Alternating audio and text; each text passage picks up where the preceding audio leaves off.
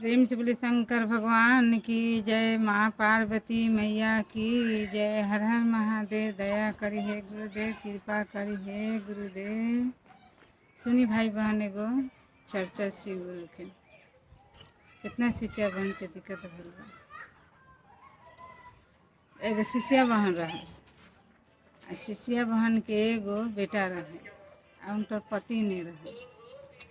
तो शिष्या बहन के बेटवा बच्चा रहे, बच्चा रहें तो बेचारी पोसली पोस पास के माने कुछ सियान भलन। तो बच्चे से उनकर बेटा का कैलन कि रेजर मिस्त्री ना हो खाले, घर जोड़ैया हो खाले। तो उनकर बेटा रेजर मिस्त्री में काम करत रहे, दिन भर बेचारा रहे रेजर मिस्त्री के काम करत रहे, जोड़ैया करत रहे।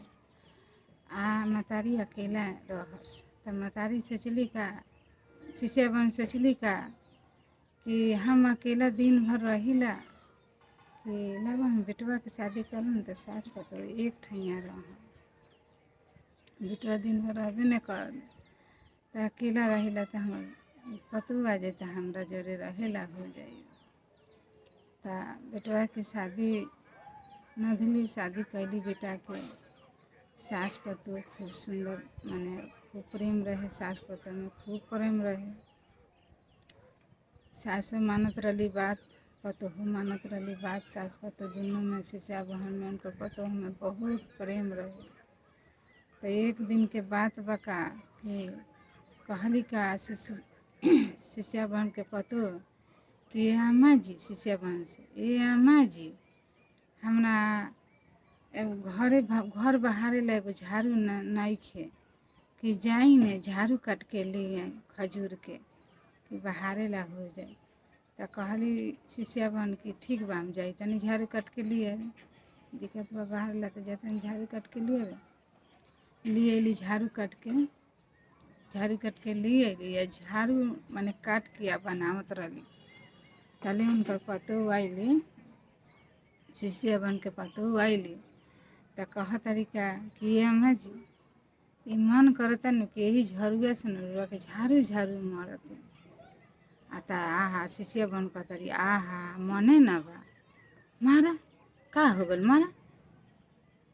मार के श्रद्धा पुराला का हो गल, दिल के मन के श्रद्धा पुरा ले के चाहिए। तो शिष्या बहन के पतो का कहली कि झरुए कटवे ओरी से झरुए बड़ा मार झाड़ू से आ पूरा देह में कांटा हला देले रही। बेचारी न तनको माने सोच ने करत रही कि हमरा इतना हमरा के कैले बा, मरले बा हमरा के। तब प्रेम अपना पतोह से करत रही।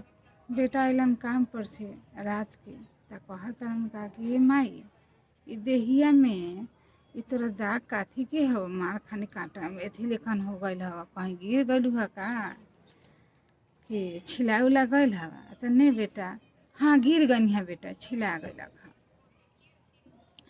गिर गई है घुलट गई है तो वही से छिला गइल। तब बेटा मलहम ली गलक, वही रात के बेटा मलहम ली गलक आ मम्मी के शिष्या बहन के पूरा देह में मलहम लगैलक। आ भोरे होत भोरे माई से कहत का शिष्या बहन के बेटा कि माई कहीं तू जइहा ना कि गिर जेबू तो फिर कोनो दिक्कत हो जाए, तू मन जइहा के ना हो घरे में रही। तो ठीक बा बेटा हम नहीं जा पाए। फिर 2-3 दिन के बाद उनका पतो कहा तरीका कि अम्मा जी मन करता कि हम तनी ठेकुआ खाती, ठेकुआ बड़ा मन करता खाइला खासता कि अम्मा जी लिए ने अथी तेल मैदा लिए चीनी, ये ठेकुआ खासता हम बना खाए।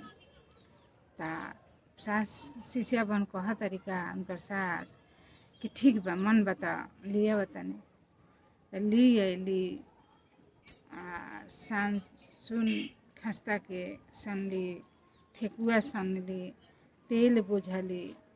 उनका पतो शिष्या बहन के पतो गैली चूल्हा तक आ जैसे उनमें डलली खस्ता ठेकुआ डाल देली में कढ़ाई में।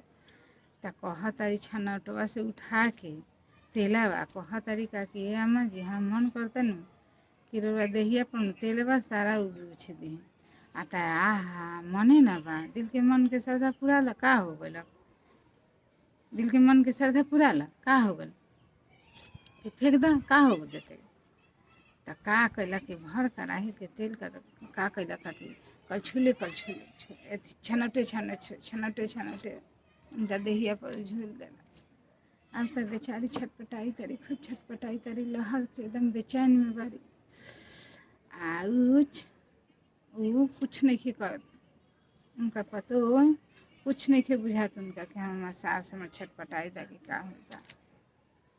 फेन बेटा अलन रात के काम कर के आ कहत हन का कि माई देहिया में का भइल हवा फोड़ा फोड़ा हो गइल हवा का भइल हवा आ तो ये बेटा ठेकुआ सानत रहनिया नु त करही हमरा देहिया पर नु छिटका पड़ गइल खा देहिया में छनौटा पर जैसे छनिया नु वैसे छिटका छनौटवा से पड़ गइल तो उहे बेटा जर गइल खा। वही रात के फेन बेटा मलहम गलाइन बुला के डॉक्टर के लिए लाइन मतारी के इलाज करैलन आ मलहम लगल हो तो भोरे फेन बेटा फेन काम में चल गए ना कहलन कि माई आराम तू करी बेटा उनका कह के गल कि माई आराम करिहा कहीं जइहा मत तो ठीक बा बेटा हम ना जाए। फिर 2-4 दिन के बाद कहत था उनका पतो शिष्या बहन के कि अम्मा जी हमारा मन करता कि गंगा जी जैती नहाए कि चलो मामा जी गंगा जी नहाए आ तो तका हो बोले चलो नहीं गंगा जी मने ना बा चलो गंगा जी नहा के स्नान करके चला जाए।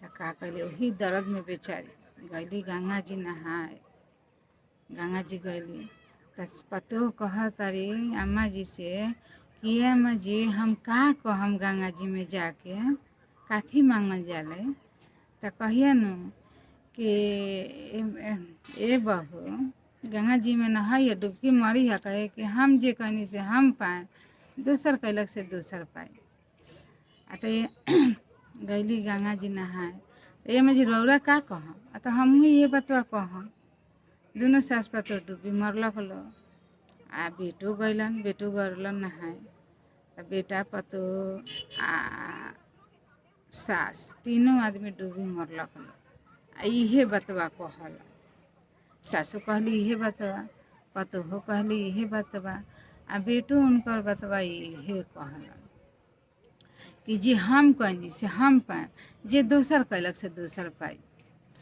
इहे 3 डुबकिया मरली शिष्या बन के पतो ता सुअर बन गई आई बेटा आ बेटा मतारी शिष्या बहन के बेटा नहा के खूब सुंदर जैसे आवल आदमी नहा के गंगा जी में से वैसे नहा के आइली शिष्या बना गईली माई बेटा आ पतोही आवत हन सुगर बन के त कहत हन बेटवा का कि माई तर पतोही या पतोहिया न खाऊ गंगा जी में चल गईली देखे गंगा जी में देखे चल गईलन उनकर शिष्या बन के बेटा कि हम औरत कहाँ गई हमार बीबी कहाँ गई चारों निहारत कहीं ने तो शिष्या बहन कहता रही कि ए बेटा इहे नु हवा इहे तोहर मेहरारू हवा सुगरवा के आ तो भाग माई तो पगला गल बरू का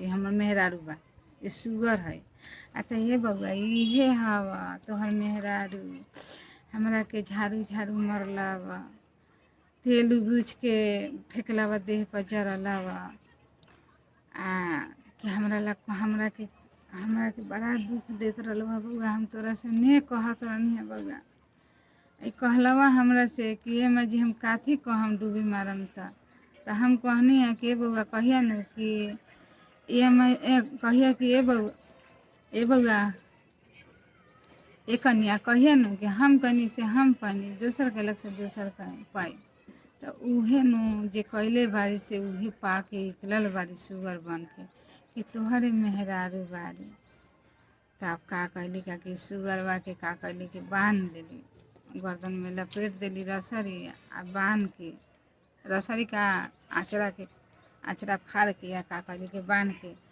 आ गंगा जी के अरार तर धऽ देली।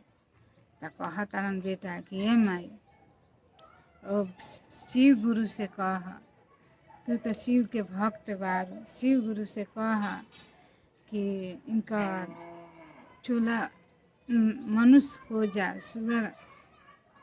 सुअर के अथी कर दी आ मनुष्य बना दी, पतो तू अपन बना ला, जो गलती कैली तो माफ़ कर दे ए माई, पतो के माफ़ कर दा।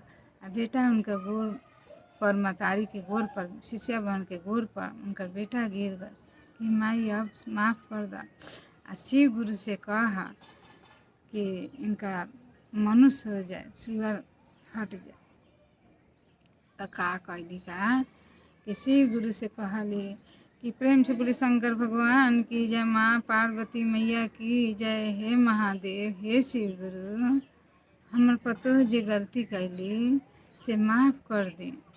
हमर पतोह के जैसे हमर पतोह रही है वैसे हमर पतोह के बना दी, सुअर के हटा दी, हमर पतोह मानुष के पतोह बना दी। हमर बेटा हमर निराश हो गल बा, हे शिव गुरु, हमर पतोह के सीज दे।